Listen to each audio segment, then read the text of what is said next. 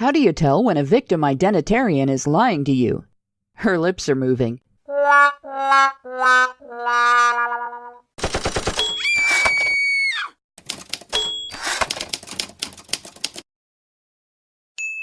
HBR Talk with Hannah Wallen.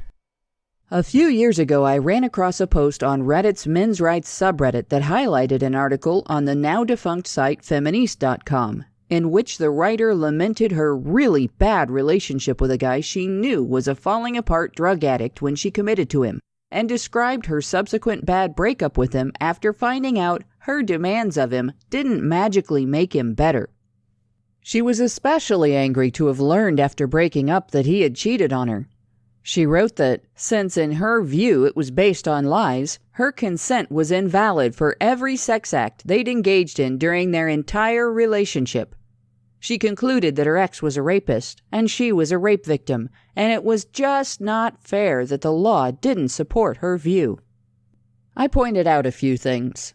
The article wasn't about consent or rape, but about rage and revenge. She was just angry and wanted a better weapon to use against her ex than telling him she faked all her orgasms. She wanted to be able to sick the state on him for lying to her, and she was really opening up a can of worms if she was arguing that sexual consent acquired after lying was invalid. Women lie to men all the time. Just ask her makeup representative, her hairdresser, her tailor, and if she's really spoiled, her plastic surgeon. The writer's logic was based on existing feminist manipulation and definition of standards regarding sexual assault, wherein they've replaced against the victim's will with without the victim's consent. It's a very sneaky, underhanded pathway that removes victim aversion and perpetrator intent from the equation. In the comments, that logic led to some interesting permutations. When I pointed out that such a standard would also justify criminalizing birth control sabotage, including lying about being on the pill, feminists argued that would violate women's bodily autonomy.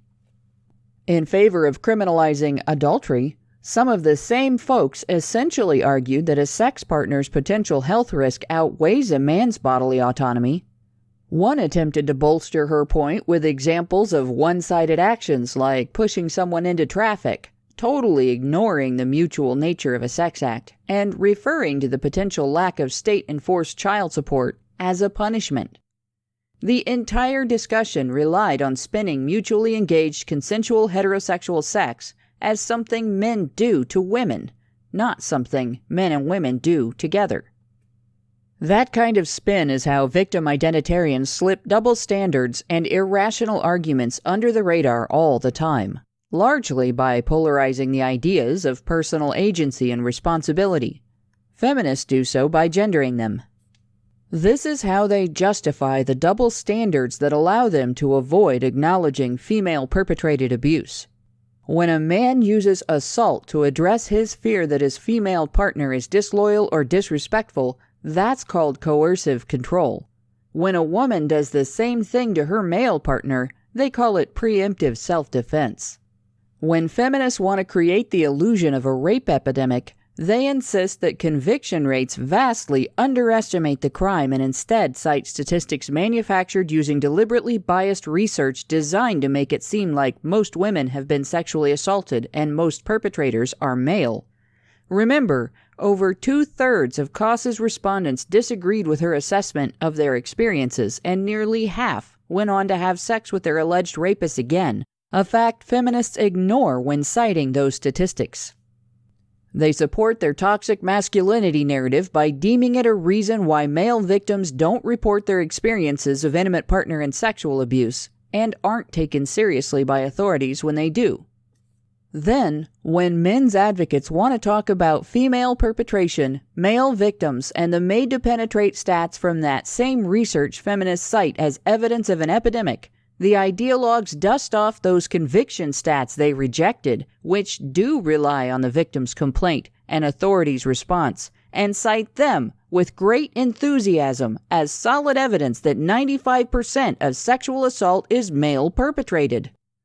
They turn women's expensive sensibilities into a legitimate-sounding complaint by referring to the resulting increase in cost when products are custom-made to satisfy women's expectations as the pink tax. Does the government get that money? No. The product manufacturer does, because items with special features cost more to make. Know whose money the government does get?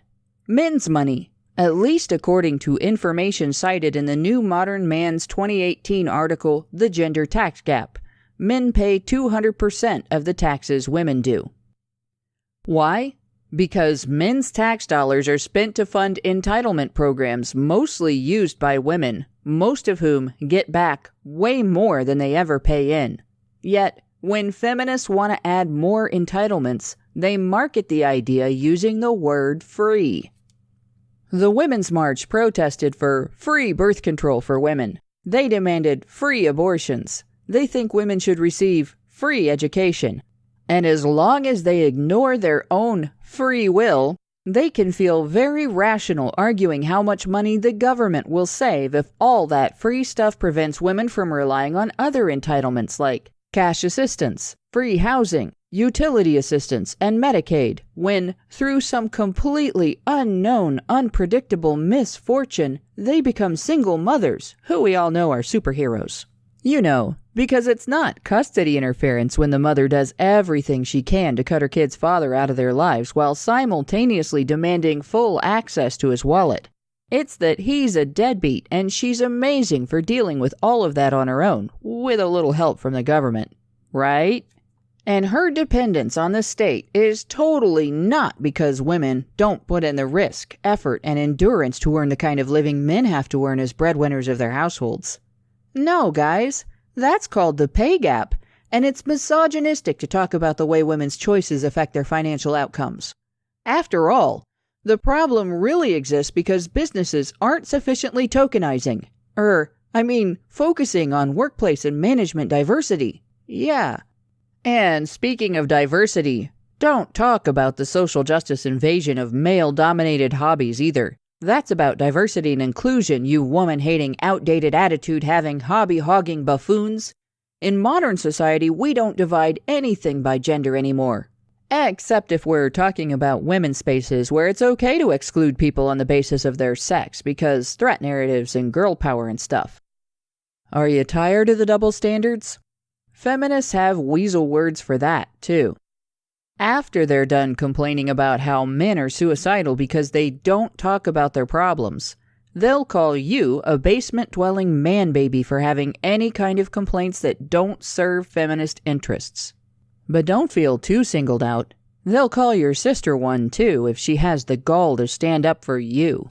So the next time you hear of feminists demonizing men while demanding entitlements paid for by your tax dollars, remember, she's not being a deadbeat or a thief when she uses Uncle Sam's authority to help herself to your wallet. She's just preemptively self-compensating for her future emotional labor under the oppressive standards of the patriarchy. You wouldn't say no to a girl with problem glasses, would you? Patriarchy.